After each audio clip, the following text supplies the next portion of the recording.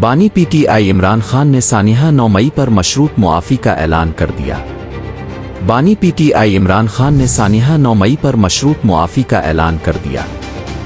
عمران خان کا کہنا ہے کہ پہلے 9 مئی کی سی ٹی وی فوٹیجز سامنے لائی جائی، سی ٹی وی فوٹیج سے ہمارا جرم ثابت ہوا تو معافی مانگوں گا، سانحہ 9 مئی میں ہمارا کوئی کارکن ملوث ہوا تو اسے پارٹی سے نکال دوں گا۔